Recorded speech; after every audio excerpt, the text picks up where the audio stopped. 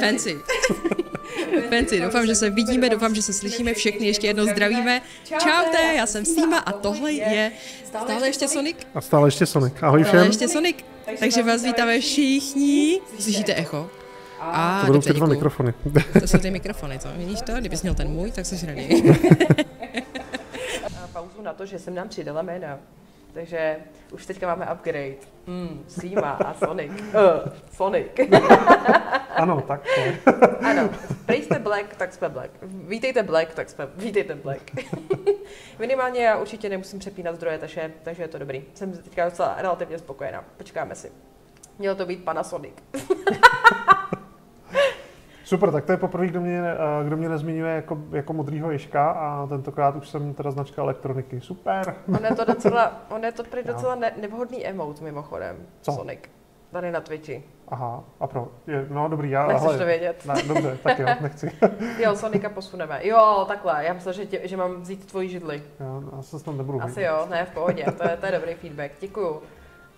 On taky, Glyfík je takový detailista, takže ale to dělá potom dobré streamy, takže jo. jsme každopádně zpátky, sice je divný, před sebou ten mic nemám, ale tak se stává. Jsem zvědav na zbytek družiny, no to bude velice zajímavé a hlavně se můžete do družiny teoreticky stále zapojit i vy. Slyšel jsem, že můžu vytvořit znovu něco velkolepého, něco, do čeho vnořit duši a vytvořit něco nádherného. Ano.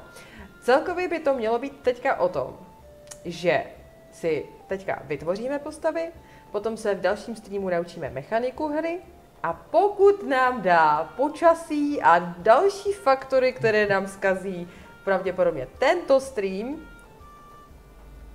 tak si zahrajeme i nějaký one shot.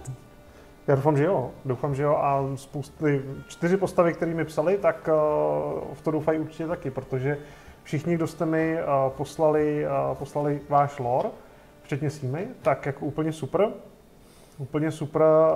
protože se to dobře četlo a připravili jste si až na Sýmu úplně všechno. Halo! To by chybělo to zázemí, no, tak... Já nevěděla, že zázemí je něco, co si musíš nastudovat v pravidlech. Já myslela, že zázemí je jenom, že...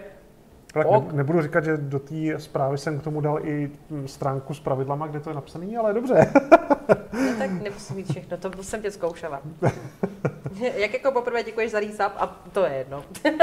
Děkuji ti za něj, cením si toho a odřepuju si to příští stream. Jinak teda jako družina bude určitě hrozně zajímavá, jo? Minimálně ty streamy, když si s náma třeba nezahrajete, protože vás bude zajímat, jak to vypadá, budete se chtít pak připojit až na další dobrodružství, tak ta družina je tak skvěle rozmanitá, že si myslím, že bude o zábavu postaráno. Jako. Regulérně to bude mazec. No dobře, to zní jako plán samozřejmě. Prej mi to máš nandat. Dej mi to sežrat. Nepřipravě nás. Strašné to je. Tak já budu zlej až při hře to. Tak jo. Teď ještě to bude ještě dobrý. Já se absolutně nevyznám v téhle variantě, nechceš dát spoiler, co tam máte? Spoiler asi není potřeba. Já si myslím, že to prostě projedeme do takových základů, že to bude asi funkční pro většinu těch verzí. Že jo? Vlastně jo. Vlastně co se týče dračího doupěte, jako celku, když k tomu připojím i ty jeskyně a draky, ten český překlad, tak ten základ je všude stejný. Jo? Tam až potom různý ty odnože, existuje něco jakoby výrazně jednoduššího, co se hraje jenom s menšíma kostkama, ale to, co budeme hrát my, tak to pak je aplikovatelný na spoustu dalších scénářů a kampaní. Skvělý. No tak se asi dáme do toho, ne? Pustíme se do toho. Tak, ještě než se budeme věnovat všem našim 4 bezva postavám, tak bych pro vás všechny ostatní zopakoval, co je potřeba, abyste si mohli zahrát dračák vlastně jako první krok udělat. Jo, ten úplně nejzákladnější krok, který potřebujete, a my ho máme za sebou díky Sýmě, jejímu Discordu a promu dračáku, tak je to, že si potřebujete najít skupinu hráčů, se kterou budete hrát. Já jsem říkal, že můžete už od 2, takže si stačí najít kamaráda, domluvit se, kdo z vás bude PJ, kdo z vás bude hráč, ale vždycky je to lepší, když je vás víc, jo? Je to větší legrace, takže určitě doporučuji si najít, abyste byli aspoň 3, 4, je taková jako optimální skupinka. Třeba 10 až 15 lidí už mi přijde jako hodně jako extrém. Jo? Tam už možná se můžeme bavit o tom, že by byly třeba 2 PGové, aby se ta skupinka dala uhrát daleko líp. Jo, samozřejmě víc hlav, víc fany, to jako jednoznačně, ale ono záleží na těch lidech, že jo. A u dračáku je super, že si vlastně může zahrát i introvert, protože si prostě uděláte introvertní postavu a nemusíte mluvit a budete spíš jednat. Jako jo. A mě na tom strašně baví ta interakce, protože interagujete s lidma, který znáte, jsou to vaši kamarádi, a ta interakce s nima je úplně jiná. Jo? Oni v tu chvíli hrajou za někoho úplně jiného, i když na rovinu pro začátek je lepší si vytvořit postavu, která se víc charakterově blíží k vám, než si vytvořit něco, co je úplně totálně odlišný, protože s tím pak budete trošičku bojovat s tou postavou. Jo? No a k tomu, abyste si tu postavu mohli vytvořit, tak potřebujete pár základních informací. Jo?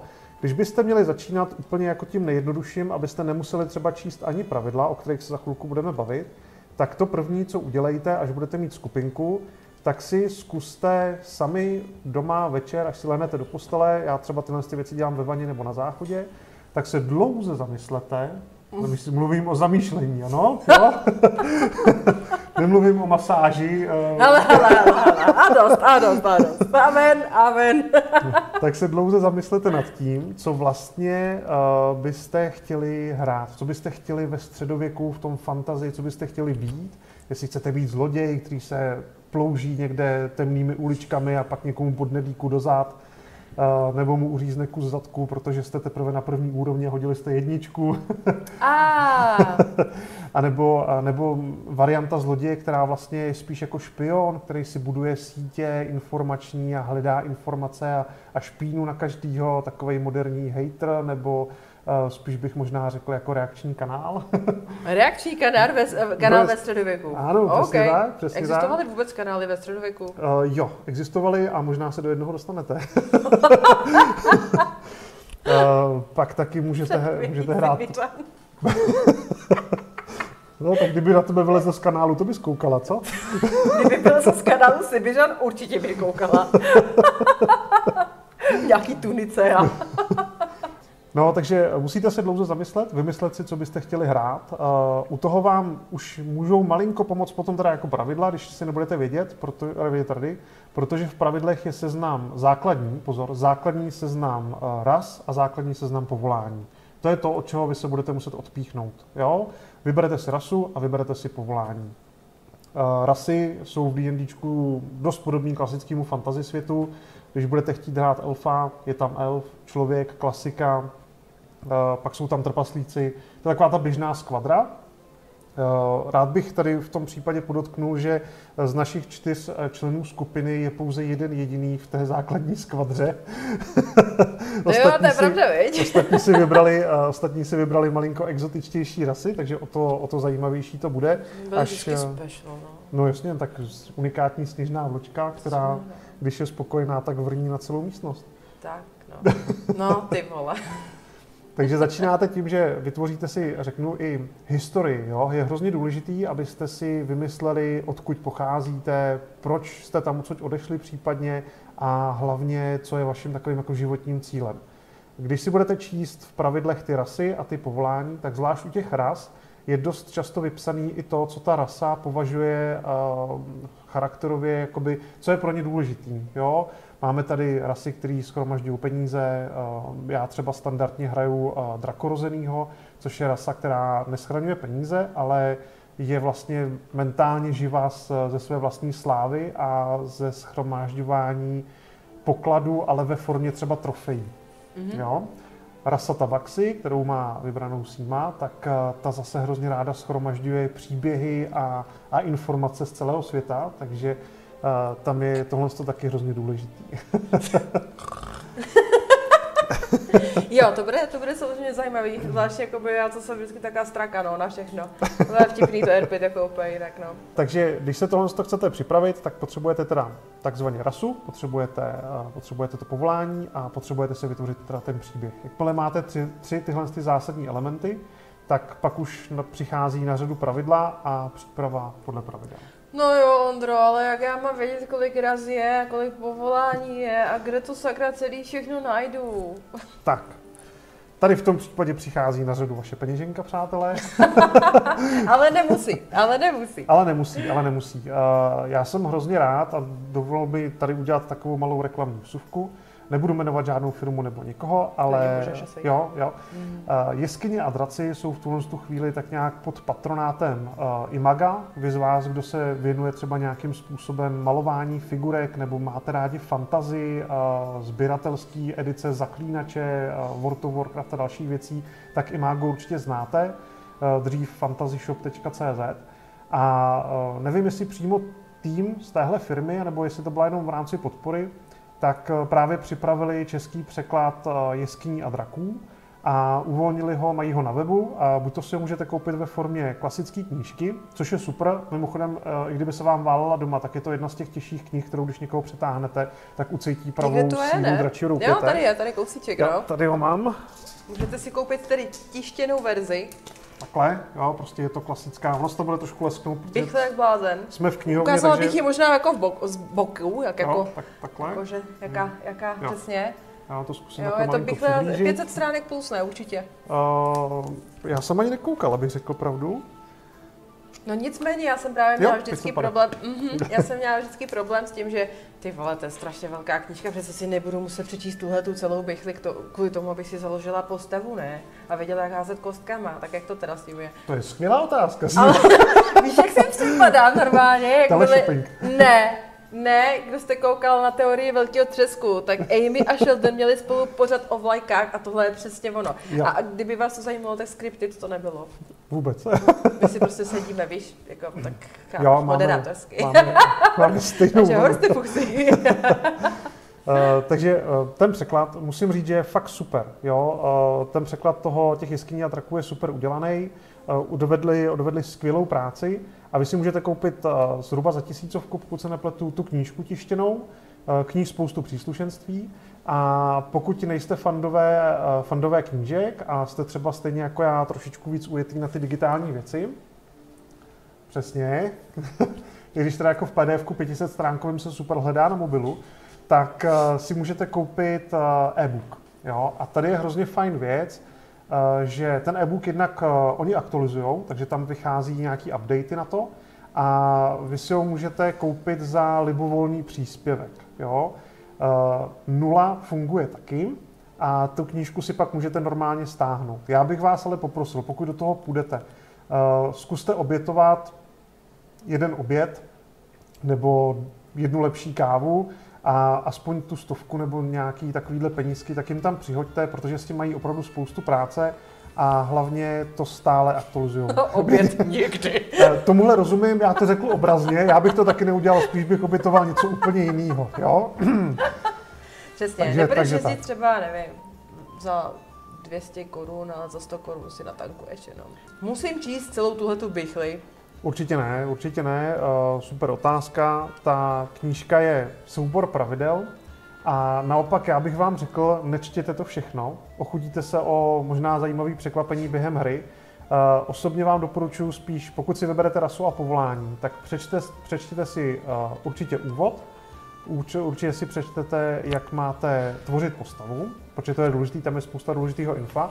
Ale pak si přečtěte jenom vlastně informace k té vaší postavě, jenom to, co vy potřebujete a vynechte všechno ostatní. Jo? Můžete si možná přečíst nějaký základní lore k těm ostatním rasám, abyste měli základní info. Ta knížka je mimochodem rozdělená i do 2 částí. Jo? Zrychlený popis těch ras, který byste si měli přečíst, a potom detailní popis, když tu rasu chcete hrát, tak jakým způsobem se hraje a co by vám doporučovala ta knížka jako taková. Takže vždycky čtete jenom svoji rasu, svoje povolání a ty základní pravidla. A v uvozovkách z těch 550 stránek se vám to smrskne najednou na třeba 100. A i pro vás, kdo nemá rád dlouhý čtení, tak udělali na začátku krásný 5stránkový komiks, který popisuje kompletně základy té hry. Což že potom jako stačí 5 stránek a můžu hrát, jo? Opravdu to je jednoznačně. Hezky. Je tam fakt ten základní princip, je tam úplně krásně popsaný, jo? A ve finále to nejtěžší na hraní dračího opět je vytvoření postavy. OK. No jo, ale co když chci být PJ? Tak, PJ to má trošičku těžší, protože u něj se předpokládá, že by ty pravidla měl znát, ale platí, že výjimka potvrzuje pravidlo, protože já pravidla definitivně neznám úplně perfektně. To neříkej. A... Nikdy nepřiznávej svoje nedostatky. To není nedostatek. To není nedostatek, protože já tím pádem dokážu překvapit i sám sebe. To je úplně bomba. To je úplně bomba, takže PJ musí znát samozřejmě trošičku víc a musí vytvářet nějakou hloubku té hry. Dračí doup je úžasný pro PJ v tom, že já si můžu udělat klidně 10hodinovou přípravu a my se zasekneme na 10 hodin na první polovině strany A4. Připrav se na to. Já jsem úplně na to ready, protože já jsem mistr improvizace. Já taky. A koukněte se do D&D roomky. Správně. Protože tam máte všechny odkazy, i co potřebujete ke tvorbě postavy, i jsou tam nějaké lokace navíc. Tady je rozcestník, nejsem si jistá, že tam je úplně všechno, jestli tam třeba jsou i ty lokačky. Ty mapy toho letohradu. Jo. Je to tam? No, minimálně na tom webu to je, ale ještě bych tam měl přidat potom odkaz na ten Discord. Jo, takže kdyby cokoliv, tak klidně se přidejte tam. Když se kouknete na tu roomku, tak tam je takový malý domácí úkol a pokud byste se někdo chtěli v budoucnu ještě k nám přidat, tak prostě se odpíchnete od toho, že mi napíšete podle toho domácího úkolu do DM, určitě ne veřejně, vaší historii. Nemusíte vymýšlet vůbec nic podle pravidel, fakt jenom rasu, povolání, zázemí.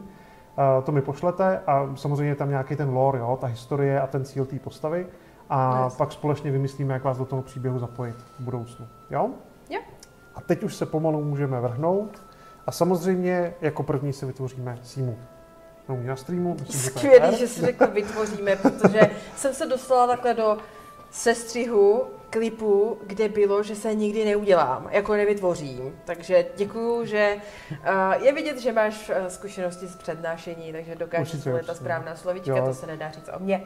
Takže tak. Tak já už jsem, když jsem byl sem, tak jsem přemýšlel, že bych jako neměl říkat, že uděláme símu, takže to... Hlavně to neřekni, na pozadí, neříkej to. Ještě teda, než se vrhneme do té postavy samotné, já bych ještě řekl něco o tools. Budete k tomu hraní dračáku potřebovat pár základních věcí. Je to fakt jenom úplně jako největší základ, ale bohužel jsou to věci, které standardně nemáte doma většinou. A to jsou kostky.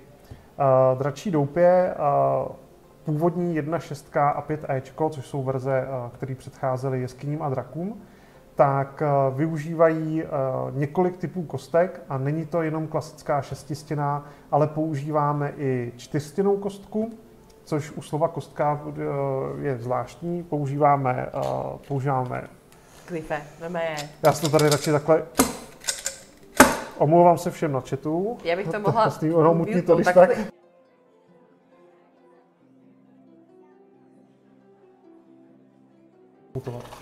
Tak. Používáme... To bylo děsivé lidi právě. Jsem málem znásilnil kostky. Používáme sadu 7 kostek s tím, že některý je dobrý vlastnit vícekrát. Jo? A to vlastnictví vícenásobný je lepší, když si to projedete až s postavou a se schopnostmi té postavy, který máte. Tam to většinou máte popsaný, jo? Že nebudete házet třeba jednou kostkou, ale budete házet třeba 3 kostkama. A k tomu zmíním rovnou jednu důležitou zkratku. A to je, když někde uvidíte zkratku 1K6 nebo 1K20 nebo 2K20, tak to znamená, to první číslo je počet kostek a Kčko je jako zkratka pro kostku a to číslo zatím je, kolik stěn ta kostka má mít. Takže 2K20 znamená, že si musíte hodit 2 20stěnnýma kostkama. A nebo 2x1, ne? To by nešlo? A nebo 2x1. Jo, je to úplně to samé. Samozřejmě málo kdo má tohle, protože třeba při nahazování postavy budeme potřebovat, a teď schválně si tě vyzkouším, 4K6. Takže budu muset hodit buď 4, 6 stěnejma, anebo 4x1 šestistěnou. Přesně tak. Super, jo? běžím si pro své člověče, nezlob se. Ten zápisník je poměrně důležitý, nebo takhle poměrně důležitý. Za mě je to hrozně skvělá věc, když si budete psát jména lidí, který jste potkali, všechno, co máte udělat, co chcete udělat a zkuste si to psát fakt formou deníku. Mm-hmm. No a jdeme na tu nejtěžší část a to je tvorba postavy a vyplňování charakter sheetu. Mm-hmm. Já tě poprosím, jestli bys mi mohla přepnout na obraz z toho. Až Stream Deck jsem si na tebe vzala. Koukej na to. Bak.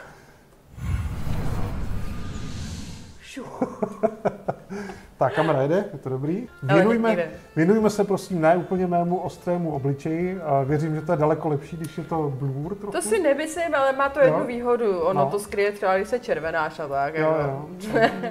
Proto si nechávám narůst fousy. Výhoda chlapů, no. Každopádně, co budete potřebovat, je ten papír, který vidíte teda na obrazovce. A můžete si ho stáhnout při kliknutí na zprávu v tomto chatu, jestli je teda vidět. Není. Já ji tam budu muset poslat znova. Aha, dobře, tak to hodím odsud. Když si tu zprávu pak rozkliknete, mimochodem, abych vás upozornil dopředu, odkaz vás odkáže na stránky, které jsem vytvářel já pro naší skupinu a jsou jakoby fakt ty informace tam jsou pro náš příběh, pro naší kampaň.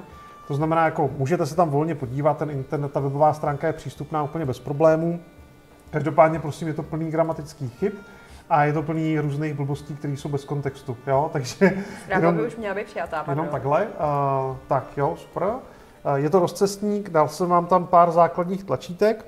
Přijatá. Jsou tam online kostky, generátor kartiček, vysvětlíme si potom, proč jsou docela dobrý. Ahoj, Páťo. Ahoj. Vysvětlíme si pak, proč jsou dobrý, ale důležitý, co tam máte, tak tam máte kartu postavy v PDF-ku, pravidla v PDF-ku, je to odkaz do Imaga. To jsou dvě věci, které budete bezpodmínečně prostě potřebovat. Jo? Ten dračák se prostě bez toho úplně jako nedá. Tak, stáhnete si PDF-ko, na rozdíl od knížky, tak karta je úplně zadarmo. Můžete si ji teda za pár korun jako ji přiobjednat k té knížce, ale na rovinu, kdo dneska má tiskárnu, tak si to prostě jako vytiskne a máte to hotový. Jo? Karta je příjemně v češtině, což je za mě velký plus, takže z toho vůbec nemusíte bát, i když dneska ta angličtina vůbec není problém. A je potřeba ji teda správně vyplnit. Páťa tě zná? Páťa mě zná, no. Aha, ahoj. Tak tě zdravím. No, se pozdrav sám hned. Tak hele, je to velký streamer, jezdí tady s Eurotrakama, vím přesně, o koho se jedná, Patrik. Výborně. Ale Patrik má průšvih a on ví proč. Tak, máte před sebou kartu teda postavy a ty nejjednodušší věci, které můžete vyplnit hned na začátku, tak je samozřejmě rasa. Tak. Simčo, povídej. Jo, to je sice moc hezký, ale já jsem zjistila, že tady mám ty labely a to asi vidět za prvý nemusíme úplně a za druhý nám to překrývá přesně ten věc, víš, takže já bych si tu takhle skryla tohleto a teď to bude lepší. Takže, prosím vás, jak jsem říkala, já jsem si tu postavu maličko připravila, alespoň co se týče toho loreu, takže pokud budeme vyplňovat tento úplně totální základ, tak rasa je teda tabaxi. Kdybyste si to chtěli najít, tak samozřejmě můžete, stačí to zadat do Google a vyjde vám, že budu taková fajná kočkoholka. Tady bych ještě zmínil jednu důležitou věc. Když si pořídíte pravidla v té PDF-kové nebo v té tištěné verzi, tak tabaxi v nich nenajdete. To, co je na dračím doupětí super, je, že si ho můžete přizpůsobit, jak jenom chcete. Sorry, jako... Takže nový rasy, nový pravidla, jiné schopnosti a další věci. Stačí jenom, aby s tím PJ souhlasil a prostě si to upravíte, jak potřebujete. Jo, to je pravda, samozřejmě dobrý point, Johnny, kočkoholka, ale mám růžky. To vyřešíme možná potom, objednám si tvé služby. Přijde tisku. Super, ty jsi to ještě vylepšil. No takže dobře, dobře. Ano, vyrobíme kočičí ouška. A víš co, to jsem si dokonce, jak jsme se bavili o tom, že budu pracovat v té kavárně, to teda potom sešlo, respektive uvidíme, jak to bude za RPNO, no tak já jsem tam prostě měla ten maid kostým už připravený za těch 69 korun, víš co. Takže příště v něm dorazíš, jo? S tím Míša se dívá. Já si myslím, že se nedívá. Já si myslím, že se dělá úplně jiné věci. Tak Hermiona a mnoholičný lektvar. No něco v tom smyslu vlastně, ano. Takže kdybyste náhodou tabaxi hledali, tak na tom rozcestníku je ještě jeden odkaz, který se jmenuje Doplňky k pravidlům. Je to webová stránka dnd5esrd.d20.cz. Já tě potřebuju doostřit, promiň. Jo? Tak zaběhneš tam, akorát si vezmi prosím do ruky to. Jo, to bych asi měla, co? A toho si asi sundám. Zkus mě doostřit, jo, no, to by tady zůstalo a tady to by letělo. Ježišmarja. Ne, že by se mi to nestalo už párkrát. No, tak jasný, to každý tam. Takže, kde ono to ostří? Tak, zkuste na tom displeji ťuknutím ťuknutím na mě. Tak, teď si myslím, že se to ještě možná zhoršilo trošku. Ne, ono se to vůbec neposunulo. Je tam autolog na tebe, takový bych řekla, víš? Jo? Tak zkus ještě zmáčknout jakoby spoušť nahoře, jako přizmáčknout jenom. Jo, rozumím. No, spíš ne. Nepomáhá. Tak jestli už je to lepší. Aspoň u mě na náhledu, co říká chat. Už jsem ostřejší? Teď je to lepší, podle mě. Co, chat? Chat zatím nic, chat mlčí. Tam je delay. Yes, Jo? lepší. Jo, si jak tuška, no jasně. Akorát ne ta nejostřejší v penále, je mi to jasný. Tak jo. Tak, tahle webovka, která má úplně skvělou adresu, která se dá strašně jednoduše zapamatovat, tak obsahuje doplňky k D&D 5e, Dungeons and Dragons 5e, a právě J&D, to znamená jeskyně a draci. Jo? Tady jsou další povolání, nebo povolání snad ani ne, ale najdete tady další rasy a najdete tam různé doplňující informace, tabulky navíc a v případě... Já čtu jenom chat a pískám, že jsi takový self-roaster a to je jako vzácnost.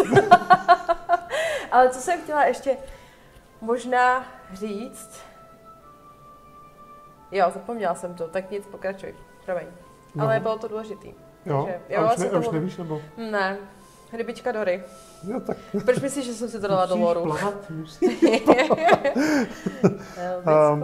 Já to DRD používám ještě k jedné důležité věci a to je to, že tady se daleko líp vyhledává než v tom 120 megovém PDF-ku, jo? Takže když byste hledali nějakou rychlou radu, tak ten server toho SRD je úplně super, jo? Děkuji za pochvalu, Patriku. Tak. Ano. Ano, sluší to. Děkuju. Ale ano, už mi to naskočilo. Ale jenom to potřebuji správně formulovat. Jeskyně a draci versus originální D&Dčko. Lehce to tam jenom naťuknout, proč se vlastně tady opravdu bavíme o jeskyních a dracích. Jo. Maličko, jenom jakože Maličko. jsou tam, v čem třeba, jenom demonstruji, v čem by mohl být třeba rozdíl. Tak tady možná bude někdo, kdo má nahráno daleko víc než já a byl by schopný to líp vysvětlit. Prostě ta hra jako taková prochází v průběhu času vývojem. Z začátku se verze těch pravidel, protože oni prostě se pořád aktualizují, tak se označovaly číselně. 1.6 byla jedna z těch, tuším, jedna z těch top verzí. Jo, přesně. Myslím si, že tam bude nějaká souvislost možná. Tak to byla jedna z těch top verzí, která se fakt hodně hrála. A pak začne vycházet další a teď je právě na tom topu těch, co se nejvíc hráli, tak byly 5Ečka, jo, ty pravidla. Takhle to prostě je odverzovaný, dneska už jsou i nějaký svitky rytířů, jestli jsem to dobře pochytil a tak dále. A pokaždý, když někdo vydá modifikovanou verzi těch pravidel, samozřejmě ta modifikace musí být nějaká výrazná, buď to se provedla nějaká úprava v herní mechanice výrazná, nebo se zjednodušila, zhoršila, to už je pak víceméně jedno, tak prostě se to vydá pod novým názvem. A překladatelé, kteří překládali aktuální verzi Dungeons and Dragons, která je k dispozici v angličtině, má dokonce stejný obal té knížky, jestli jsem to pochopil správně, tak bylo už přeloženo ne jako dračí doupě, ale právě jako přímo už jako jeskyně a draci. A vychází to teď od verze 1, teď aktuálně je tuším 1.24, což je výhoda samozřejmě té PDF knížky, že vy si prostě po každý stáhnete aktuální verzi. Že si vlastně nemusím kupovat každou tu verzi zvlášť. A... Tak. Dřív to bylo dokonce tak, že k těm 1.6 a 5Ečkům, protože nebyl internet tolik přístupný, když se to hrálo, nebo když jsem to hrál jako první, tak vycházely takzvaný errata a kupovaly se normálně jako sešítky s updatama, jako diskety, kdyby prostě tak sešítky s updatama, kde byly prostě opravy, třeba hele, tahle schopnost už nemá +1, ale má jenom +2 nebo něco takového. Prostě peče. Tak, vybrala jsi hrozně zajímavý povolání. A já nevím, jestli to je dobrý nápad. Tak jestli bys ho mohla představit zatím jenom. Moje povolání. A já ještě nejsem jako nejsem si ještě jistá úplně, ale povolání lomeno klasa, já bych to říkala možná i v těch anglických termech, pokud budeš vědět. Zkusíme. Že máme klasy, subklasy, blablabla. Tak já jsem si jako svoje povolání vybrala, že budu bard.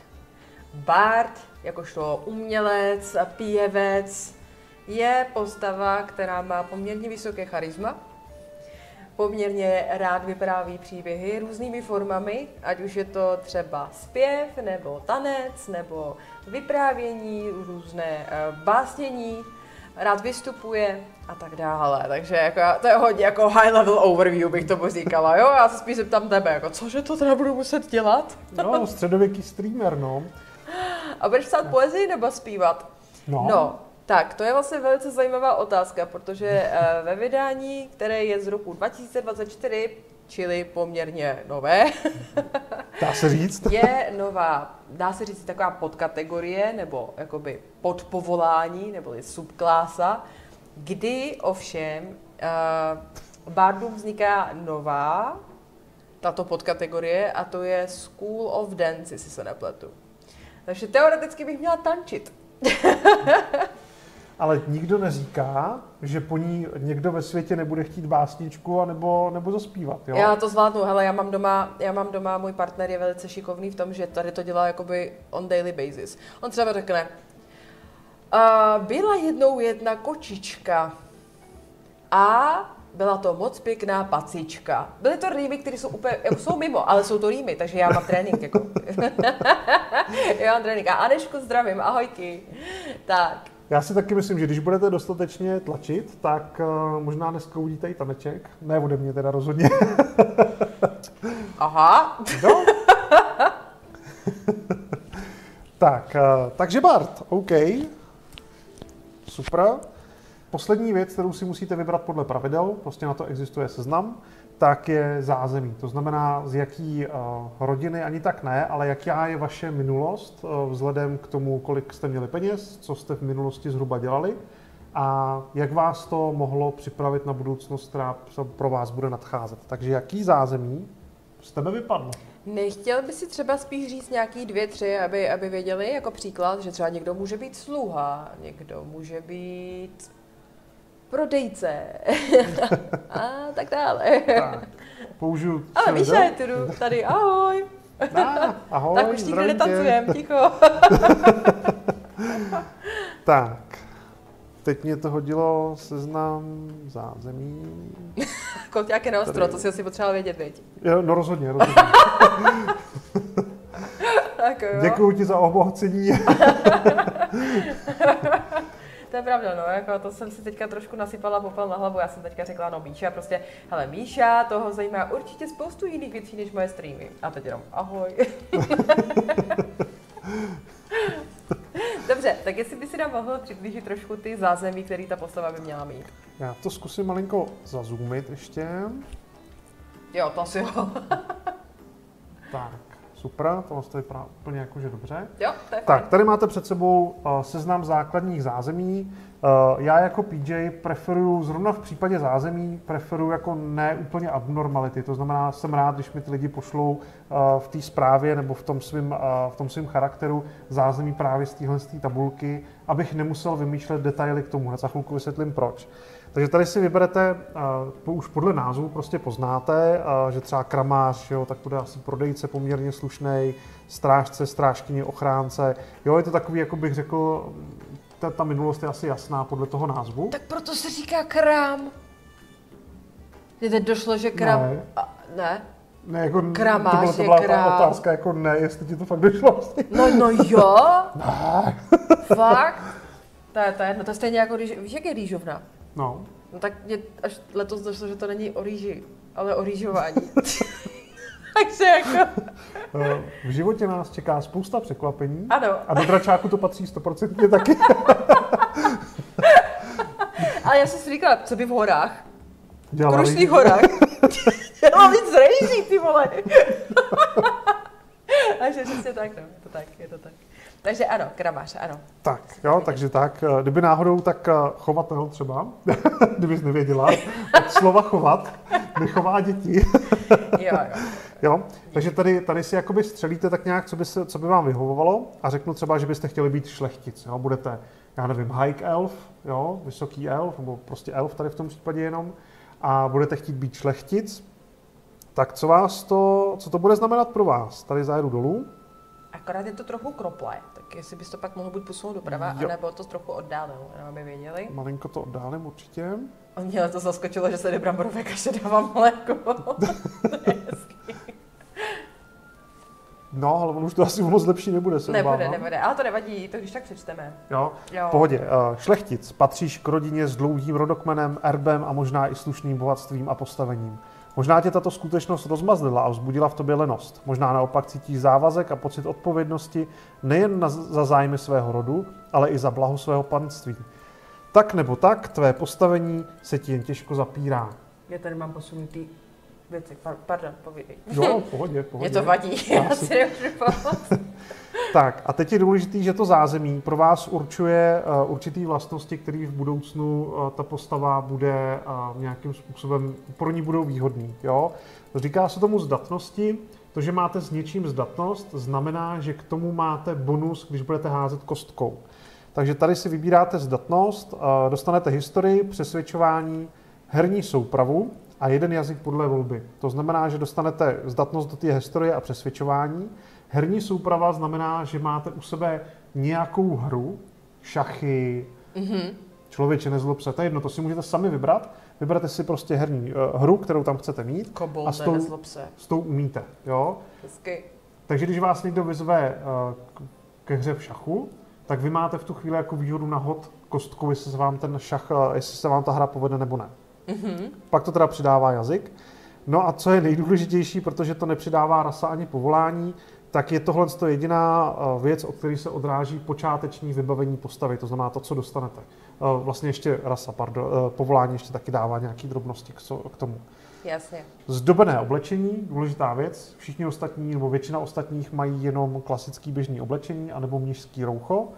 Pečetní prsten, ve světě D&Dčka jako velice jako mocná zbraň. Už vím, co chci udrbat. Pergament s rodokmenem a váček s 25 zlatými. Takže každá tady tohleto zázemí má vlastně svůj set toho, co vlastně dostaneš do začátku své postavy. Přesně tak. Okay. Tady zase ale jenom zmíním, dračák je extrémně ohebná záležitost, takže když to chcete ohnout, tak to ohnete. No, tak to zajímavé.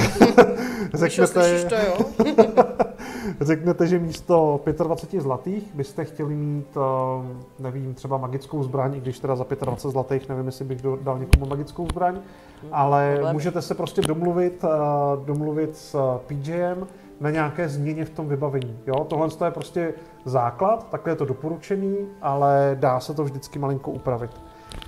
Jaké pak zázemí jsi vybrala teda ty? Já jsem si paradoxně, mně to přišlo vtipný, že když budu kočka, tak bude vtipný, když budu chovatel. Ne? Super. A tak super. Budu chovat. Ne, takhle. Já jsem si říkala, že by moje postava mohla utíkat do přírody a vlastně by se tím pádem naučila vlastně nějak jako rozumět těm zvířatům trošku, víš, jako... Rozumět zvířatům. Jo, jako proč ne? Ne, že by s nima uměla mluvit, ale že třeba vycítí, že je něco špatně, protože ptáci zní jinak. Já vím, mělo to být epičtější, ale zrovna nic nenapadlo, OK? Většina tvých vzpomínek se váže ke zvířatům, což na to, že jsi kočkoholka, tak to docela sedí. Yeah. Možná si hlídal stáda před vlky a zloději a putoval s nimi po zelených loukách i prašných stepích. Možná si hnal... kočky? Já jako myslím, že fakt kočky? Jako množírnu mít. Neřekla jsem množírnu, spíš chovatelskou stanici. Chovatelskou, no, jako myslím si, že jo, ale pozor, vlastnictví v dračáku, nemovitosti třeba, jako není vůbec jednoduchá věc. Takže na to bacha. No, tak tohle nechám na tobě, aby jsi to přečetla. To si teda nepřečtu. Jestli vycítím, jestli s ptákem něco špatně, to nevím, to spíš nechám na tvém urologovi, nebo takto. A já bych ti to kolťáku docela přál, zajdi si k nějakému. Zkombinuj to ještě s vyšetřením. Jaká kolonoskopie ještě, jo, přesně, nebo... Možná jsem měla jít doktora, hele. No. Takže já si sem píšu, že jsi teda chovatel. Jo, budu chovatel. Pak je tady čtvrtá kolonka, u které se píše přesvědčení. Já jsem projížděl tak nějak pravidla a jeskyně a draci na to přesvědčení nehrajou až tak moc, A já jako PJ, pro mě je to jenom jako vodítko, ale taky ho jako vysloveně netlačím. Každopádně v rámci toho, ne světa, ale té platformy Dungeons and Dragons, tak existuje ve většině mutací, většině verzí, existuje 9 přesvědčení a je to od ryzího zla, řeknu, po ryzí dobro. Nebudu vám je tady vyjmenovávat, mimochodem taky jsou k dohledání na tom SRD. Pro mě je jenom důležitý, abyste mi řekli, jestli jste dobrý nebo špatný, jestli chcete být jako... Záporáka nebo kladěz, ne? Přesně tak, jo, jak to máte prostě ten mindset v té hlavě a nepotřebuji, abyste mi vypsali přesně jedno z těch typů toho přesvědčení. Ale pro vaši představu, tak to funguje tak, že třeba, když bych řekl, že jste chaotické zlo, tak to znamená, že vaše jednání je vždycky chaotický, nahodilý a samozřejmě zlý, jo? Dokázal by si tomu třeba přiřadit nějakou postavu třeba z jiného univerza? Třeba Joker by to třeba mohl být, že jo? Který je chaotický, je zlej, je sebestřednej, myslí jenom na sebe, je to prostě chaos. Neorganizovaný chaos. Naprosto to trefila. No a proti tomu v rámci toho spektra zla může být, jakoby, teď bych to řekl blbě, je to něco jako řádové dobro, jo? Nebo zákonné dobro nebo zákonné zlo. A zákonné zlo bude postava, která vždycky půjde tou špatnou cestou a vždycky půjde tou v uvozovkách cestou, ze které bude mít největší zisk. Když řeknu jakoby zákonný zlo, jo? Je to furt na tom stejném spektru, ale chování je trošičku jiný. Já si myslím, že moje postava by měla být, ona jak je roztěkaná, protože přirozeně tabaxiové jsou roztěkaní docela, tak si myslím, že by bylo fér asi, aby tam určitá forma toho chaosu hrála, ale nemyslím si, že to je záporák, protože z toho lóru, který tam je, tak vychází, že je spíš jako dobrák. Takže chaotické dobro asi. Chaotické dobro. Jméno postavy. Tady je asi na čase, abys nám představila už jakoby jméně svoji postavu, který už víme, co to je. Dobře. Pojmenovala jsem svoji postavu podle tradic, které vlastně tabaxiové mají. Tabaxiové si svoje potomky pojmenovávají podle různých astronomických jevů, podle zeměpisných záležitostí a v podstatě jakoby to nové dítě pojmenovává klan. Já jsem si do lóru napsala, že můj klan je vlastně pláž v daleké, předaleké zemi, která ale je v souladu vlastně se světem, který budeme hrát. A ve své podstatě se moje postava narodila při prvním svitu na jaře jarních hvězd. Takže jako zkratku jsem si vybrala, že to bude Starlight, ale nevím, jestli teda v té angličtině. Můžete mi říkat hvězdička. Nebo můžeš nechat rozhodnout chat. A nebo můžu nechat rozhodnout chat. Ale jinak by to mělo být právě něco úplně strašně stupidně dlouhého, jsem si říkala, že by to bylo vtipný se představovat všude, jakože jmenuji se první svit jarních hvězd, ale můžete mi říkat hvězdička. Mi úplně připomíná tu krásnou parodii na Harryho Ale to je hezký, hvězdosvitka je pěkný docela. To je náhodou hezoučký. Good point, jako já si myslím, že... A můžeš to ještě pořád jako relativně zmínit. Hele, hvězdosvitka je pěkná docela. To je však, jako, zní to trochu jako akolitka, s tou nesouhlasím jako s Disneym, ale hvězdosvitka je takový, že mi to sedí možná trošku víc než hvězdička. Uvidíme, děkuju. Já si to ještě tak potom poznamenám. Hvězdosvitka. Úroveň. Tady jsou teď 2 políčka, který 100% musíte nechat napsaný tuškou. Ještě bych rád zmínil, že i povolání, vlastně víceméně celý to vždycky vyplňujte tuškou, jo? Nic si nepište propiskou, protože všechno se může změnit. Úroveň a zkušenost. Teď se dostáváme na takový tenký led a myslím si, že někdo, kdo hraje D&Dčko fakt dlouho, tak mě za to bude nenávidět, ale naše parta postupuje na úrovních relativně pospolu, to znamená, že my si na konci sezení řekneme, teď všichni postupujeme, ne na konci každého, ale když to uzná PJ za vhodný. A co se týče zkušenosti, tak my je vůbec nepočítáme. Jo? Ve světě D&Dčka, když zabijete potvoru, tak ona má nějakou zkušenostní hodnotu a ta by se vám tam měla přičíst. A PJ vám potom dává zkušenosti za konverzace, za aktivity, za to, že jste odhalili nějaké tajemství a další věci. A my na tohle to třeba vůbec nehrajeme. a nepoužíváme zkušenosti a prostě PJ nás nutí postupovat tak, jak on nám řekne. Prostě teď si postoupil, jo? Buď to postoupila celá skupina, nebo postoupil jedinec. Každopádně úroveň si vždycky napište, ta je důležitá. Začíná se teda na jedničce. Ano, začíná se většinou na jedničce a my ty naše one-shoty budeme ale začínat na trojce. Jo, protože to jsou one-shoty, tak ať něco dokážeme. Přesně tak, protože byste měli úplně jako minimum schopností jakýchkoliv. Důležitý info, tohle není Vovko nebo Diablo a Dračí doupě končí 20. úrovní, kdy ta postava má jako de facto už jako takový polobůh. No, hromadu schopností, velice silné schopnosti a tak dále. Ahoj, Pogi. Ahoj. Takže tady napíšu teda teď pro začátek jedničku, ale až budeme hrát one-shoty, tak si postoupíme na 3. úroveň. Jasně. No a tady hráč, tak to je asi jasný, že? Já se jenom zeptám ještě, kolik těch zkušeností musíš nazbírat, aby si leveloval? Je to každý level víc? Asi jo, ne? Jo, myslím, že tam to existuje na to tabulka přímo. Takže prostě, abych byla level 2, potřebuji 100 zkušenostních bodů, na level 3 už třeba 200. Tak, jo? Tak. Okay. Jo. Tak, a jdeme dál. A teď ta ošklivá část, ta velká. Okay. Začnu vyplňováním věcí, které jsou od začátku jasně dané. Jo, to znamená, tady mám první políčko, který se jmenuje zdatnostní bonus. Co to je? Tohle je číslo, který se zvyšuje na základě povolání. A vždycky je tam, musím nějak zapracovat do toho. Je to od toho, že u povolání máte na té úrovni vždycky vysloveně napsáno, teď si přidáváš zdatnostní bonus třeba +1, +2, +3. Standard začátek u všech povolání je +2. Dobře. Za chvilku vysvětlím, proč to je +2, proč to není třeba bod nebo něco dalšího. Inspirace. Hrozně krásná věc. Když hodíte kostkou na něco, to je úplně jedno, v rámci té hry hodíte kostkou na cokoliv a padne vám jako fakt bída. No je. To je tak nějaká poradna daňový přiznání, víš, to třeba. Už se mi vyplňovali to jednodušší, to daňový Neboj, Paluši, vrátíme ti potom vodíčky. Ahoj, Squeezo, ahoj. Já se fakt budu snažit to nějak jako to. Promiň, já se občas tak zatlemím, no. Tak ne, to je v pohodě. Já vím, že to je těžký. Já jsem říkal, jako tohle je nejtěžší část hraní D&Dčka, vyplnit si poprvé tu kartu. Inspirace je odměna od PJ a dostáváte ji ve formě jako bodů. A ten bod můžete utratit za to, že můžete hodit znova kostkou na něco, co chcete. Okay. Jo?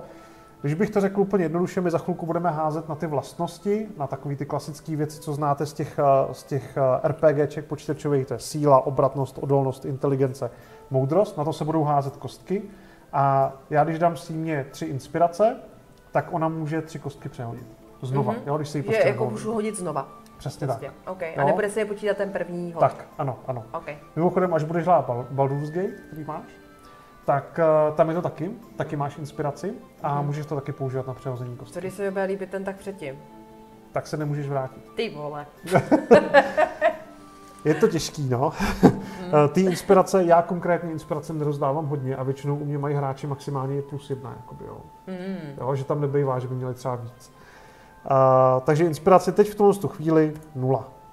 Dík, no. A pak je tady iniciativa a tohle políčko se standardně nevyplňuje vůbec, nebo my ho nevyplňujeme vůbec, protože tohle je číslo, který určuje pořadí v boji. A to se mění s každým bojem, jo? Takže nechávám úplně prázdný. Takže pak je to jako taková tahovka, jo? Že jako potkáme bose a to 1, 2, 3, 4, 5 a furt to stejný pořadí. Jo, přesně tak. A když je tam ta iniciativa, tak... Ono se na to háže, na tu iniciativu. A existuje tam i moment překvapení samozřejmě. A při každém boji se to nahazuje znova. Aha, dobře. Jo, takže tak. Věc, kterou tady máme taky, a tady musím říct, že jsem ohnul pravidla kvůli tobě. Tak aspoň že pravidla.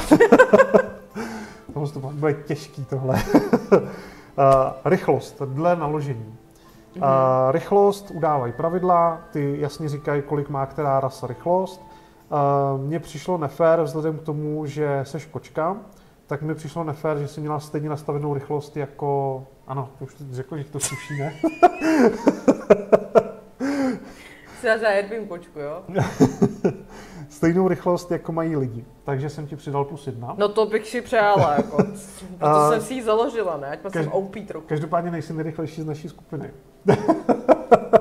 Nejsem nejrychlejší. Jo, nejsi, no. Jo, ne. Takže tobě jsem dal rychlost 7. A rychlost 7 v případě, že máš naložení lehké. Střední se ti potom odpočítává, takže tady bude 6 a těžký je -3, tak vychází 4. To znamená, že když budu mít hodně věcí v inventáři? Ano, nebo těžší zbroj, než unesu? Ano, ano. Ty vole, a pak, že ty hry k ničemu nejsou. Aha. Šikovná holka. Dík. My třeba každopádně na naší běžné hře, tak my na to naložení vůbec nekoukáme. Okay. Jo, my to vůbec neřešíme, pro nás je důležité to první číslo, to lehký. A to číslo udává počet políček, který může ta postava v době boje absolvovat. Ono to nemusí být teda nutně v době boje, ale prostě je to ten počet sáhů, mluví se o sázích. Jsou taky ty kostičky jednotlivý, že, na těch mapách. Ano. Tak kolik těch kostiček můžeš jakoby urazit během jedné akce. Okay. S tím, že teda ještě rovnou, to budeme až v mechanikách, jo? Takže můžeš urazit prostě 6, ty teda můžeš urazit 7 sáhů během jedné akce. Sýma spojila RP s Pivem s Metinem. Metin tam fakt nebyl. Ne, v Lineage tohle to jelo, no, že vlastně když jsme měli těžší brnění, my jsme ho oblíkli na ty naše postavy, ale chodili jsme pomaleji a tak dále. Víte, mějte krásně, ahoj. Tak ještě chybí rybkové FPSko.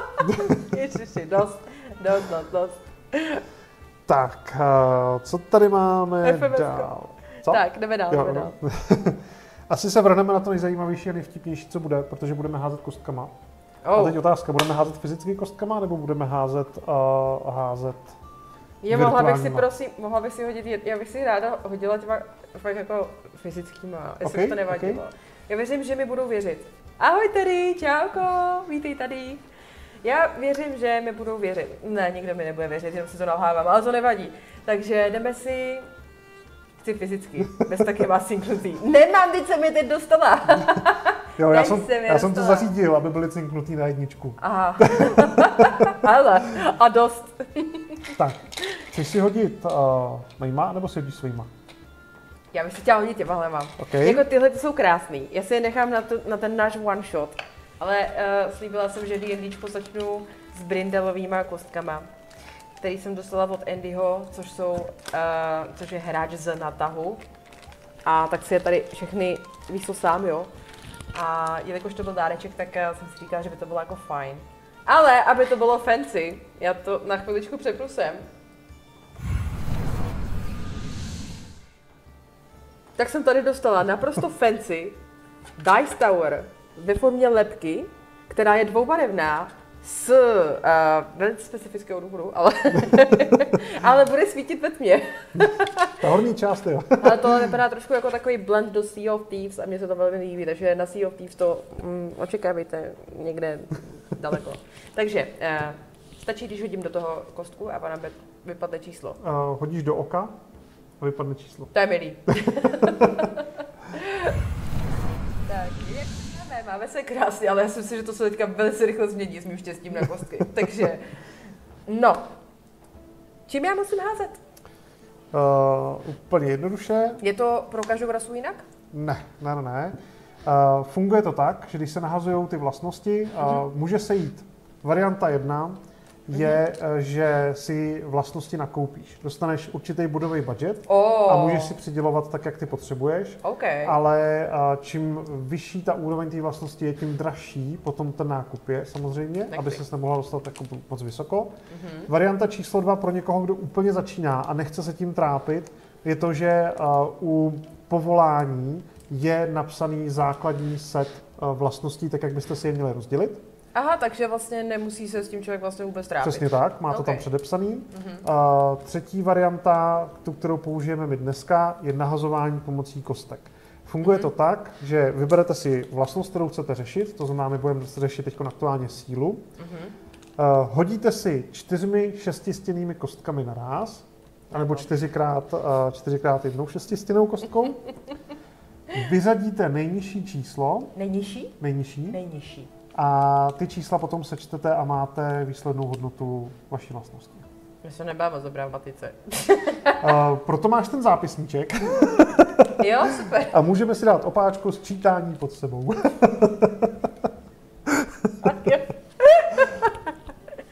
Dobře. No ta zelená je strašně toxická. Ta je úplně jako brutál toxická. To je to Viper zelená, ano. Proto jsem si ji potřeboval zbavit. Dík. Si ji přebarvím pak. Ne. To asi nepůjde, ne? Byl to speciál, půjde, Ale úplně v pohodě. ona hladouška úplně. Já jsem se snažil, aby to bylo Pohodička dost, jako. Tak pojď, Dobře, naházej si takže- na sílu. OK. Hele, já udělám takový průřez. 2x hodím normálně, jestli můžu. Máš tady ubrus, takže ti to neproděraví úplně asi stůl. Jo, ještě jednu věc, abych na tebe byl hodnej, tak jednou za celou tu spektrum těch vlastností si můžeš hodit 2 kostkama znova. No mě je zle, už teď. Já mám moc na výběr, mám. 3krát ti dovolím hodit celý ten hod znova. Protože v tvém případě, kdyby si třeba obratnost naházela fakt nízko, Já ji chci vysoko, jo. no, tak ti to dovolím přeházet celý znova. A Jo? vidíš to cheating a ještě jsem ani nezačala airpit. Aha! Volheky, aimboty, jdeme na to. Tak dobře, takže jdu si hodit 4x. 4x 6 Na s sílu. tím kostkou. Ano, OK, na sílu. takže to je jednou. 2. Super. To teda ne, já to hodím sem. 6. 6 mám tady logo, OK. a to je 6. 6. Zas 2. A zase 6. 6, 2, 6, 2. V tom případě bych ti doporučila, aby si to takhle nechala. Aby co? Nech si to takhle. Nechci to takhle. A nebo 14. využij toho, že můžeš že tu dvojku můžeš přehodit. Jo? A to si nemůžu vybrat potom až. Můžeš. Jako Tak jo, tak u zatím tebe nechám- ta síla není až taková No jako právě, krizovka, nechme jo? zatím asi těch 14. Takže dáme 14. Dobrý, A jdeme dál. už jsem hrála na tahu kostkou, tak teď už mám prostě první hod a chci si zkusit další. Obratnost. Dejte mi kostičky. Obratnost. Dobře, tak pojď. Hej, já mám štěstí na dvojky. 2, 3, no, tak to je topka. Jdu do oka. 4, nic moc, ale lepší ještě. Postupka, ale vypadá to na postupku. Pojď se tyhle. A zase 2, tak to nedám. Přehoď to celý. To nedám. Přehoď si to radši celý. Ježiši. Já potřebuji svoji, člověče, nezlob se, ona je fakt obroušená, dobře. Sily máš pravdu, jako Bart by potom se měla určitě soustředit na to Na charisma. charisma, no jasně. Ale, Ale jestli pojedu nějaký dual, tak... no takhle, A hele. respektive moje rasa a dexterity, jako No a ta kočka. úplně na rovinu, asi jako se nevyhnete třeba boji a bez té obratnosti by si asi jako Bart byla hodně jako úplně k ničemu. Tak nic. Takže charisma a obratnost bude pro tebe fakt jako hodně důležitý. No. OK, tak ještě jednou. 4, Výborně. 5, 1 Tady pryč. a 4. No, já si myslím, že to je To to už asi jako máš- dobrý. Tohle je v pohodě. No, to už je 13, ne? To se neplatí. Jo. 13. Ono neboj, protože tvoje postava, nebo tvoje rasa ti dává +2 k obratnosti potom ještě. Jo, Takže to OK. pak ještě budeme malinko modifikovat. OK, takže schválně, když tak pište do chatu, jestli si takhle hážete, tak kolik vám vyšlo. A já pokračuju teda na... Tak a teď Odolnost. normálně regulárně přemýšlím, jestli se odolnost hází nebo ne, ale myslím si, že jo. Jo. Jo? A odolnost je co? Jakoby defense? Odolnost je počet životů. Počet životů, jo. OK, tak pojď. 2, 3, 6, 2. Zní mi to logicky docela, že to Jo, nebude asi v pohodě. Já nepotřebuji úplně tanker, víš co? Tak. Takže 11. Ale je to nad 10, takže je to dobrý. Jo, OK.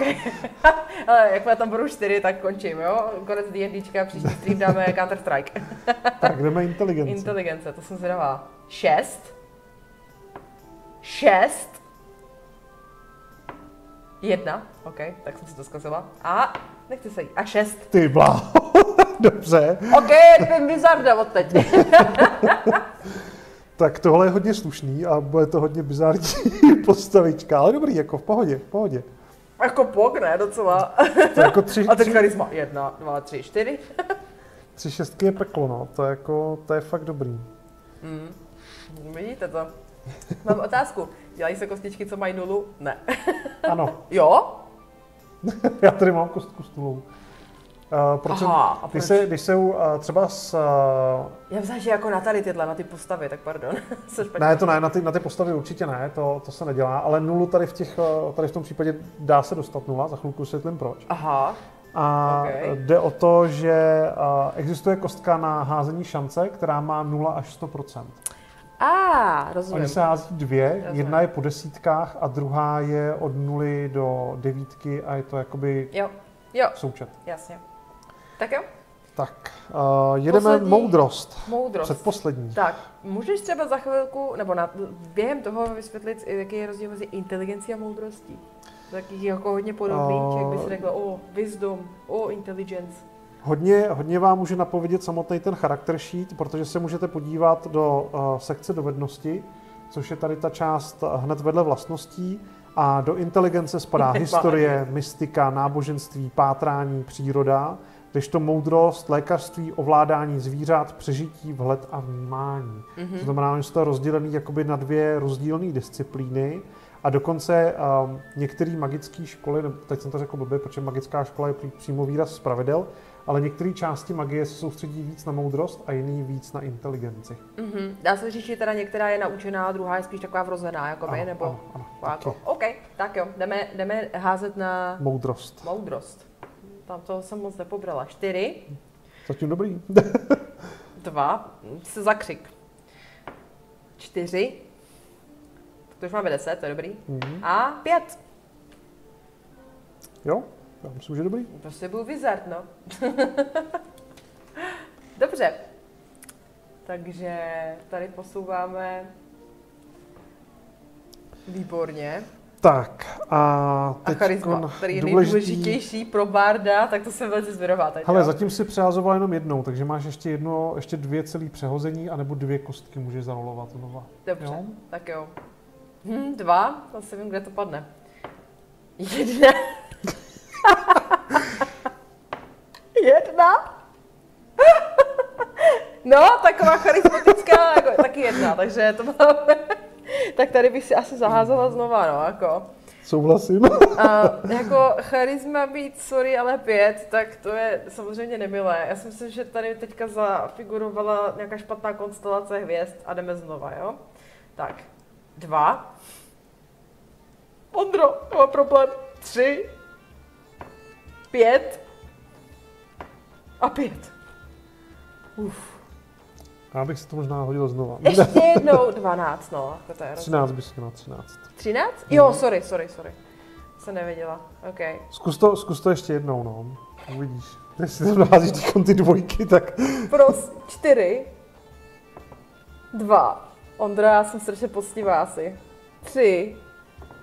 A 5. Ty vole, nechce se jít. Hoď znova tu 2 a 3. OK. 1.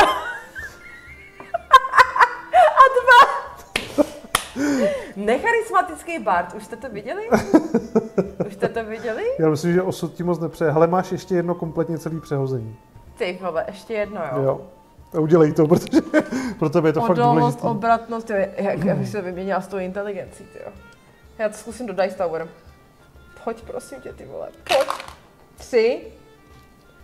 Teď jsem si podepsala 8. Neměla to být lepka, měl to být nějaký andělíček, ty vole, třeba, nebo tak nějak. 5. 4.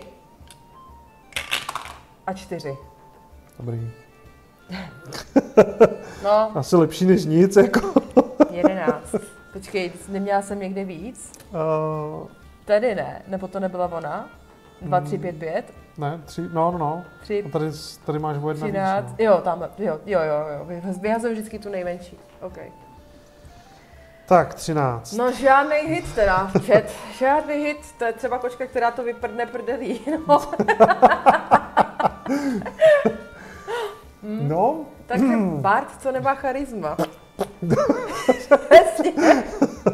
Já to tak budu RPit, mě to nevadí. Takže v rámci rasy získáváš +2 k obratnosti. Já bych chtěla spíš tomu charismatu, prosím. Obratnost se zvyšuje na 15. A dále ti potom přibývá +1 k charismu. Dá se vyskrolovat toho charisma? Není vidět na obrazovce úplně. Jo, pardon, takhle. 14, jo, takže tady to je tvoje kompletní teď jako aktuální číslo. A ještě se musíme podívat, jestli náhodou ti to ještě neupravuje povolání. Protože v některých Chovatel, případech, ne, povolání. Jo, povolání, promiň. Takže Bard. Bard, jasně. Povolání Bard. Tam by to charisma a já bych čekala, že možná budu trapný Bard, zbraně, pomůcky, záchranné SO, dovednosti, vybavení, ne. Stane se. Ne! No proč ne? Ondro, nemůžeme ohnout pravidla. Tak a teď si to teda zkusíme ne zaerpit, ale zkusíme si to udělat herně, jo? No dobře. Teď mi řekni herně, co by si chtěla vyměnit za co, ale musíš mi to odůvodnit. Proč? A ne logicky, ale jakoby musí jako in-game. Počkej, já musím vědět, co to tam mám všechno. Já bych ti doporučil mi říct, že chceš vyměnit inteligenci za charisma. Přesně, no jasně. Tak a teď si to musíš nějakým způsobem obhájit, tak jakoby, abys mě ukecala, že to tak fakt jako reálně uděláme. No koukej. Reálně já přece vůbec nepotřebuju mít nějakou všeobecnou inteligenci z toho důvodu, že za prvý jsme jako rasa hrozně izolovaný, takže máme celkově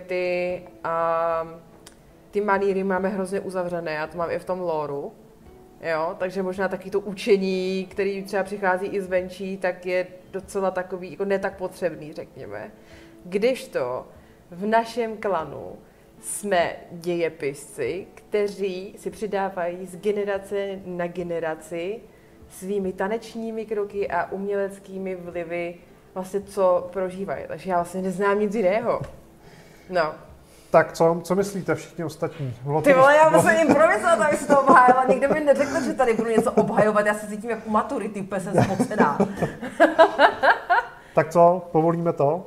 Ale jo, já bych ji to uznal. To říká Huko jenom, protože bude se mnou blíž v partě a hodí se to jemu. Hodí, on se tě musí trošičku udobřit, protože on je rychlejší než ty. Aha, jo.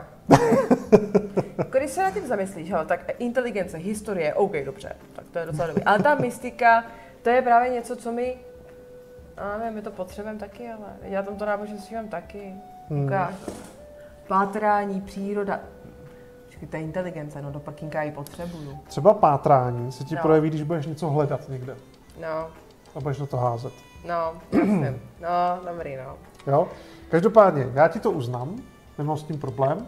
A mezi tím, co já ti napíšu do charisma 18, respektive 19, protože máš +1, tak ti ale do té inteligence napíšu jenom 11. Já budu blbá kočka. To ale blbá, 11 není blbá, jo, pozor. Okay, a to je dobrý vědět možná. Jo. To je dobrý, ale vědět. Maximální úroveň je 30 těch bodů a minimální úroveň je 1.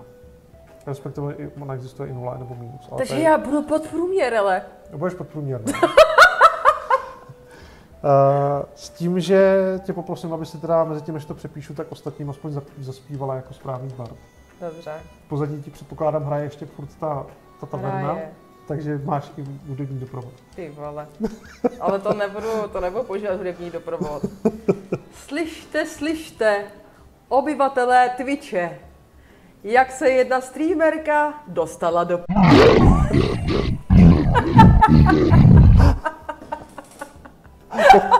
Taky uznám. Možná stejně povolání.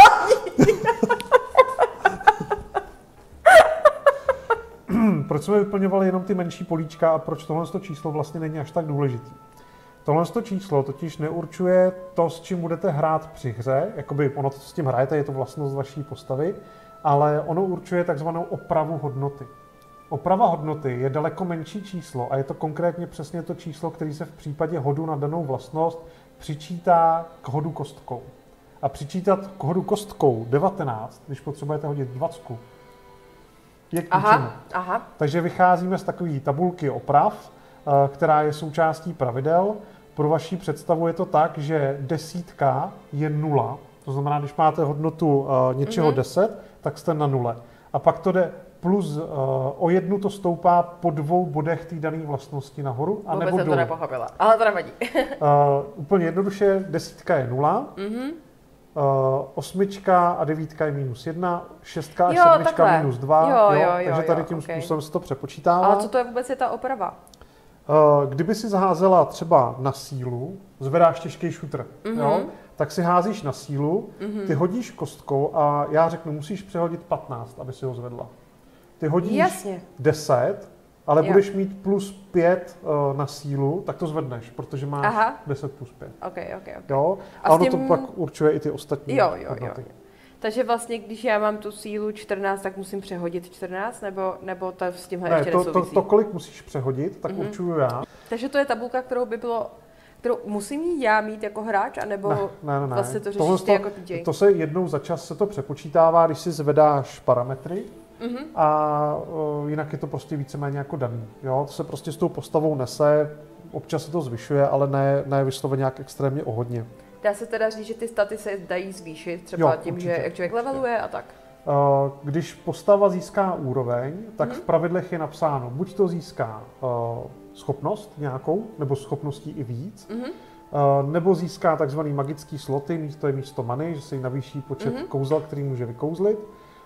A nebo tam je třeba napsáno, že si může zvednout buď to nějakou dovednost, nebo si může zvednout specializaci třeba se zbraní, a nebo si o jedna může zvednout vlastnost. OK.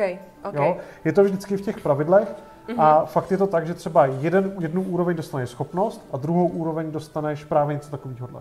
OK. Takže sílu máš 14, což znamená, že máš plus 2. Takže to je prostě dané. Jo. Že když hodím 14, jasně, tak oprava bude plus 2 a je to... Rozumím. OK.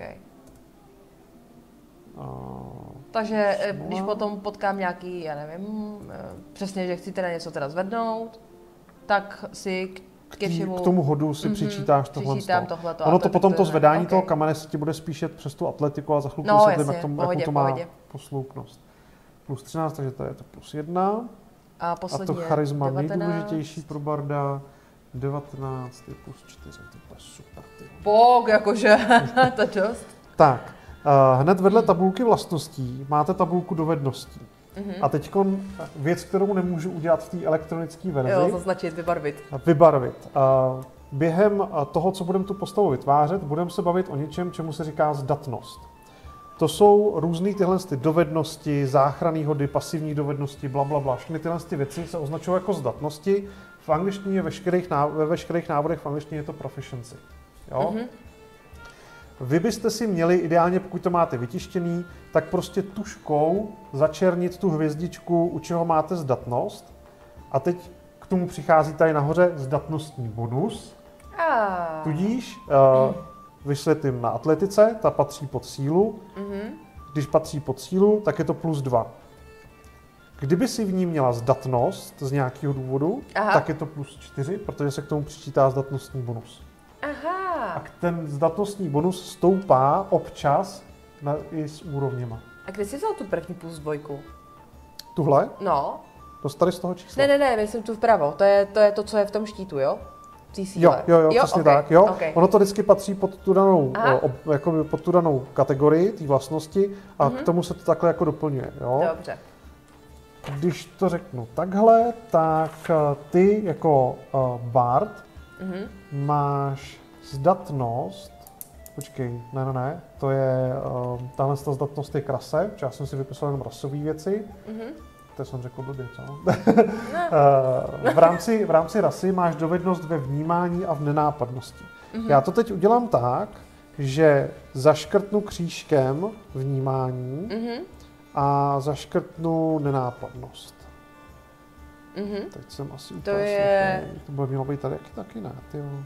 To nebude moudrosti, nenápadnost, tady, obratnost. Tak. Tudíž, když bych to teď ještě koukneme na toho barda a zjistíme, co máš jako bard za takže tyhle ty věci vlastně určuje rasa a povolání. Přesně tak. Zdatnosti. Lehká zbroj, jednoduché zbraně, dlouhý meč, krátký meč, rapír, ruční kuše. Dostaneš 3 hudební nástroje do své vlastní volby. Záchranné hody máš na obratnost a charisma, to je jasný. A dovednosti můžeš si zvolit 3 libovolné dovednosti. Takže já začnu tím, že jsme říkali, že je to obratnost, charisma na záchranné hody. Vysvětlím potom, co to jsou záchranné hody. Obratnost. Teď se mi říká, že záchranné hody mi nebudou. Tady ty jsou ještě v pohodě, pak je tam ještě jeden typ záchranného hodu, který by ti měl jít. Ten je důležitý. Tak a teď si můžeš vybrat 3 dovednosti, ve kterých budeš zdatná. Jo? Ve kterých já budu zdatná, jo? A je to úplně jedno. Je to úplně jedno, co si vybereš. Samozřejmě by to nějakým způsobem mělo korespondovat s tebou. No, jasně. Jestli bych ti mohl něco doporučit, zaměř se na ty věci okolo charisma, protože ty pak budeš mít jako extrémně silný, ale určitě se zaměř ty jako bard třeba i na čachry. Proč čachry? Čachry souvisí s podvůdkama třeba. Ajajaj. Když bys někoho chtěl, protože ty máš i tu herní sadu, tak kdybys chtěla někoho obehrát a prohrávala bys, tak si hodíš na podvod a můžeš díky tomu třeba vyhrát. Jo? To jsou jakoby čachry. Akrobacie je třeba to, když běžíš a máš puchýř na noze, teď plácnu, tak si můžeš házet na akrobaci, jestli upadneš nebo neupadneš. Nebo když skáčeš ze střechy na střechu, jako kočka. Atletika souvisí se sílou, to je právě to zvedání nebo tahání někoho s lanem prostě nahoru a tady ty věci. Takhle můžeš snadno někoho zabít docela.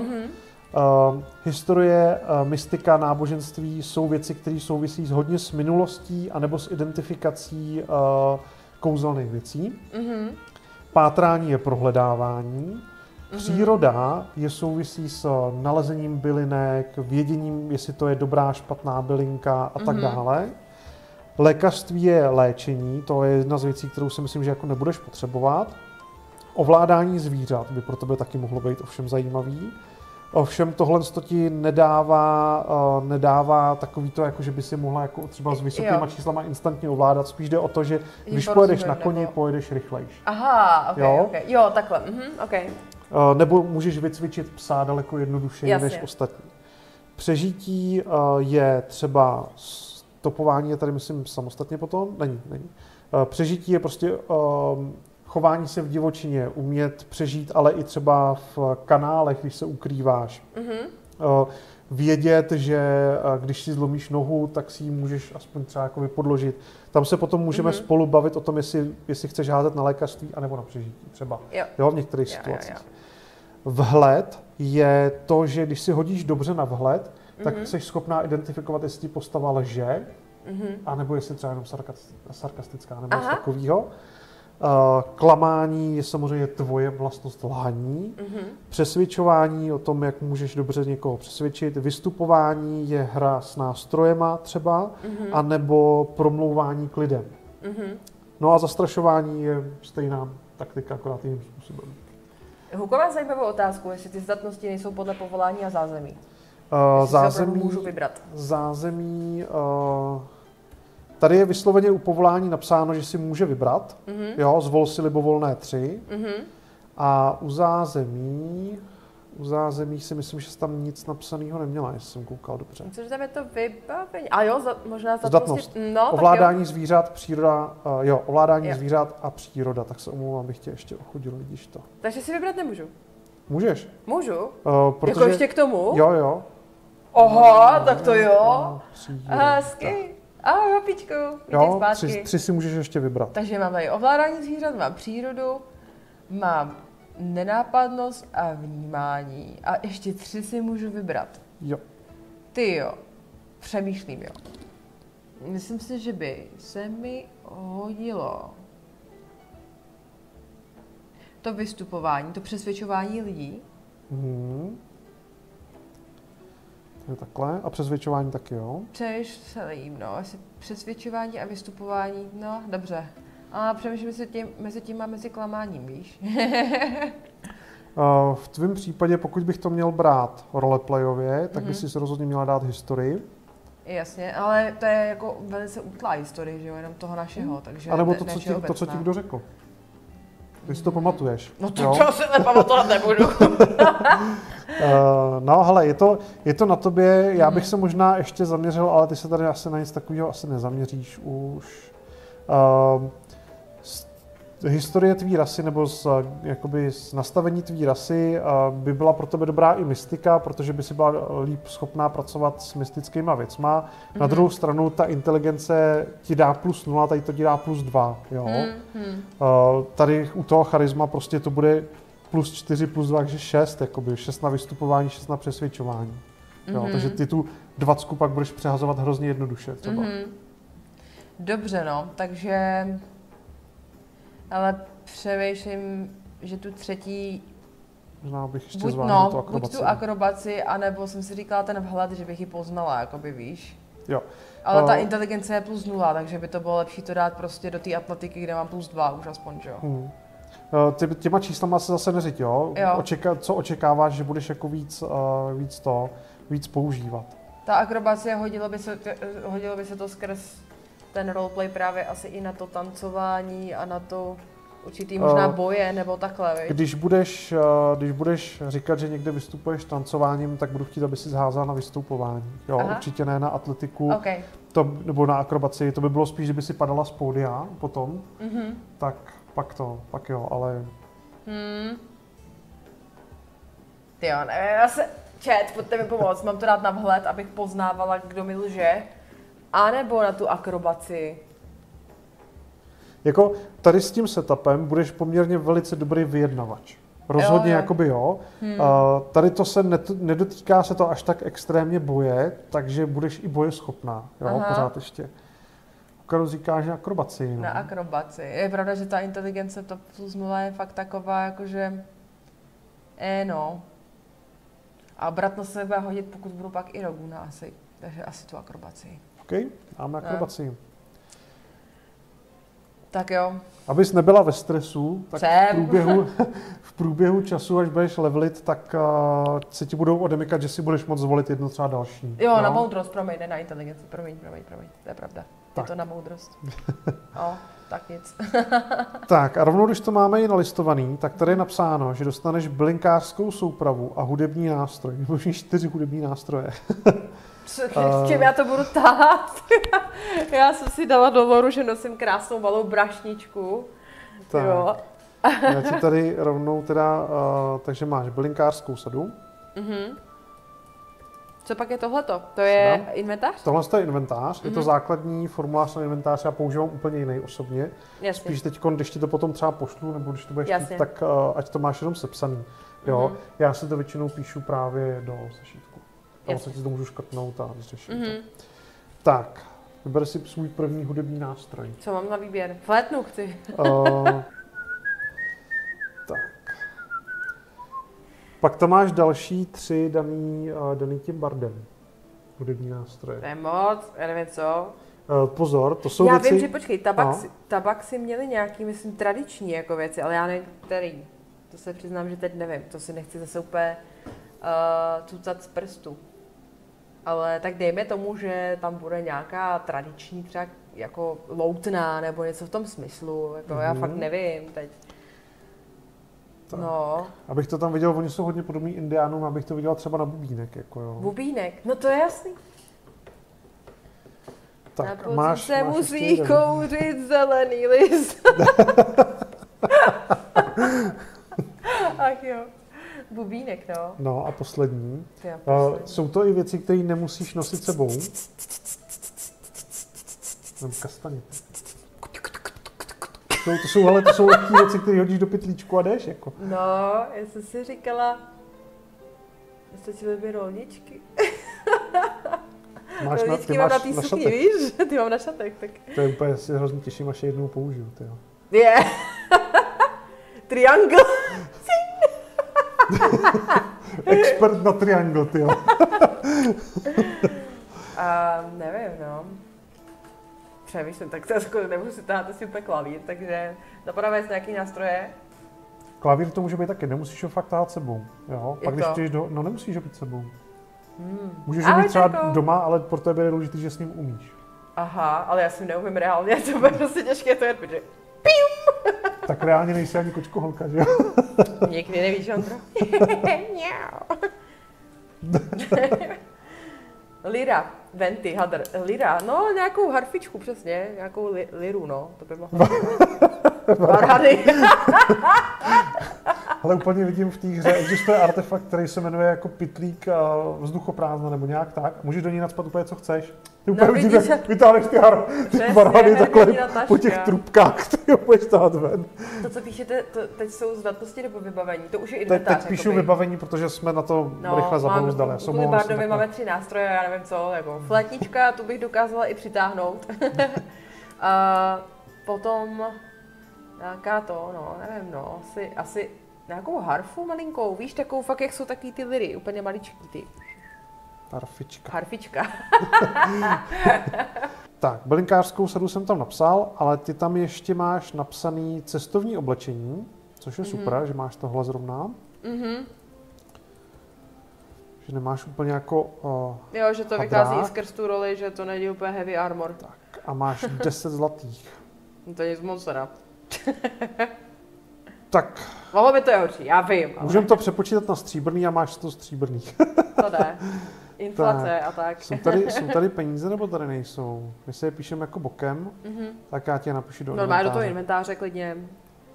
Tam máš zlatý a... Aha, dosah, no, tak do poznámky, nebo takhle, no, easy. Jo, takže takhle. Pohodě. To by ale dávalo ještě něco, to je zázemí a ještě teda koukneme jednou na toho barda, protože tady bude 100% taky něco. Lehké zbroje. A to můžu nosit? Nebo ho už mám? Lehkou zbroj můžeš nosit. Jo, nebo takhle, bych měla nosit. Abych můžeš. Měla, jo? Můžeš. Aha, okay. Ty ve vybavení dostáváš, teď si můžeš vybrat, jo? Aha. Rapír, dlouhý meč nebo jakákoliv jednoduchá zbraň. Co je jednoduchá zbraň? Ukážu. Vidíš to? Něco, co se dá normálně používat, aniž by si u toho potřebovala jak zásadně jako přemýšlet. Jo? To jsou jednoduché zbraně. Dýka. Třeba dýka, jo? Okay. Takovýhle věci. Tady ale se malinko přesuneme z toho inventáře jako takovýho, protože zbraně se píšou do té hlavní karty, ty používáš prostě často. Jasně. Takže semka píšu rapír. Rapír má hodnotu 1K8 bodný, jo? Bodný zranění to je, ano, jo? Jako přesně tak. No jasně. Já budu fakt o sorboták, tak to mě nenapadlo. Plus 0 je bonus a zásah je 1K8. Typ je bodný. To se s ním asi chápu, OK. A dosah, to je jedno, nebo? Dosah je v případě střelné zbraně. Jo, takhle, no jasně, OK. A co je to oč? Obranný číslo, to je v případě, že to je štít, tam napsané, tak se počítá obranný číslo. OK.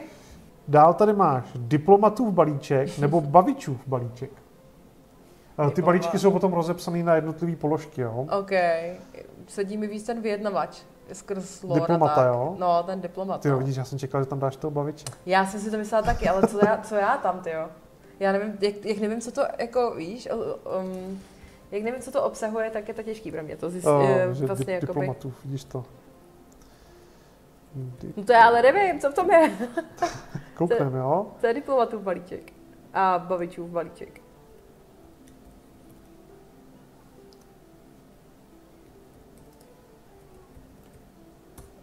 No.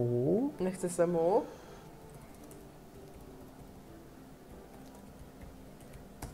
A kde to tam bylo? Diplomatův balíček tady. Ono to tu je někde. Aha, jo.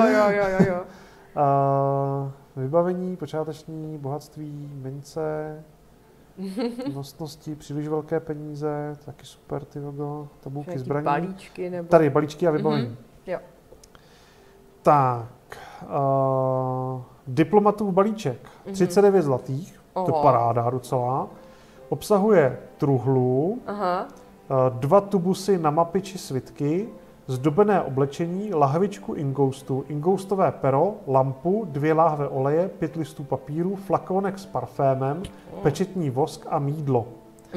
Bavičův balíček obsahuje 40 zlatých, ale batoh, jo, přikrývku, 2 kostýmy, 5 svíček, zásoby na 5 dní, měch na vodu a pomůcky pro přestrojování.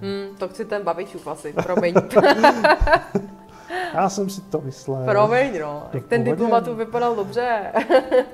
Bavičův balíček. Loutna nebo jakýkoliv jiný hudební nástroj jsme vyřešili. Kožená zbroj a tak dýka. Já tu dýku mám stejně, no ježiš, ty viděl. To jsem OP úplně. Pošlete mě rovnou na bose. No problémo.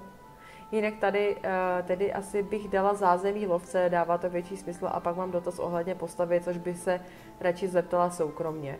To bude možná lepší, víš, jenom abych já neslyšela tvůj lore. Jakoby. Tak jestli to je takhle, tak je to asi lepší a pokud ne, tak se klidně ptej, samozřejmě. Tak. Tak, s tím souvisí, máš koženou zbroj, tak Jak se to? rovnou podíváme, je to napsaný tady. Jo, kožená zbroj a jasně, dýka, okay. jo. Tak, a To jdem toho se mám dost podívat. docela, tyjo. Cestovní oblečení, koženou zbroj. Jo, a kolik tam bylo těch peněz? Kolik tam bylo v tom balíčku těch peněz? Tam bylo Co, 40 bylo u babiče. Jo. To znamená, že tady rovnou přečtu, takže máš dohromady Páďo, easy. 50. Já si myslím, že možná budeš muset financovat zbytek skupiny. Tak jo. Máme se protáhnout, vybral si to Kuba. Haleluja. Může se prosím protáhnout Sonic? No vidíš, jsme se protáhli oba. Chlapče. S tebou to jednou špatně dopadne. Tak, zbroje a štíty. Lehké zbroje, kam spadá teda ta kožená. Tabulky zbraní a zbrojí tady. Dlouhý luk, hákovnice, trombón, ruční moždíř, ty vogo. Kožená zbroj, 11 plus obratnost. Jasně. Tak, teď budeme vyplňovat jednu důležitou část tady nahoře.